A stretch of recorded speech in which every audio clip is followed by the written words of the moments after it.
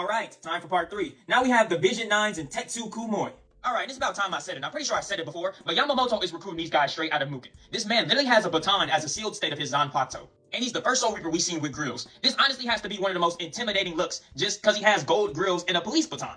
He literally has a bald head and the villain circle eyeglasses. I know he's like one of the most biggest unalivers of all of them. You cannot convince me that he's gonna have a good personality at all. You know that Kaname takes over for him in the future, and Kaname is all about justice, at least his corrupt version of justice. But this guy looks like he was only about serving the most severe justice to his opponents or committing the most injustice. I really like this guy's look. It's simple, he looks like an executioner, and he looks like someone Yamamoto would have really trusted to get the job done. Now we have the original captain of Squad 10, Furuoki Otagawa, and honestly, this is my favorite look. I just love the straw hat. Honestly, I think Squad 10 is one of my favorite divisions as well. But nah, this guy just looks really awesome. I really like the dark turquoise hair highlights he has going along and how it matches the handle of his Zanpakuto. I just know this man has the rawest Zanpakuto abilities as he's giving off one of the most nonchalant looks. Considering he's the predecessor of Toshiro, I kind of feel like he's also going to have that like prodigy genius vibe going on with him. But also being the predecessor to Ishin, he might have a laid back energy to him, who knows. His name also translates to Ancient Sea, River of Sounds. Given the look with his hat, I could definitely see how he might have some like water Zanpakuto abilities. One thing for certain is he definitely got that joint on though, and he's definitely my favorite of the original captains. Alright, we all know Squad 11's Retsu Unohana, the first Kenpachi, the GOAT herself. But when you take a look at Unohana up close, in her past version, it does look like she was about 10 years younger than she is currently, even though 1,000 years have passed. Which means she has aged, but it just looked like she aged a lot better than Yamamoto did.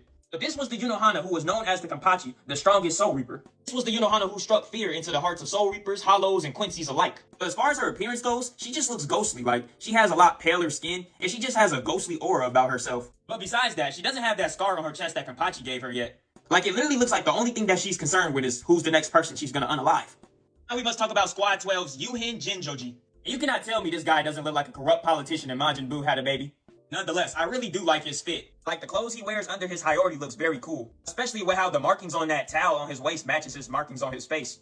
We pretty much know that Squad 12 is known for their scientists like Mayuri and Kisuke Urahara, but I put $100 that when he was in office, they were not known for that. If we do get these characters in Hell Arc and he does end up being a scientist, y'all could stereotype me in the comment section.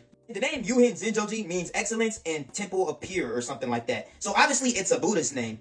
But also, one thing for certain is, he's probably an evil Buddhist if he is a Buddhist. He does not look like he's a good Buddhist. Matter of fact, you cannot convince me that this man is a Buddhist just because he is the predecessor of Mayuri. One thing for certain is that both Mayuri and Yuhin have perverse or twisted religious concepts built into their characters. I'm happy to say that Kubo isn't scared enough to twist religion or sometimes perverse it for our enjoyment sometimes. Now we finally have the Vision 13 Saizo Sakahone.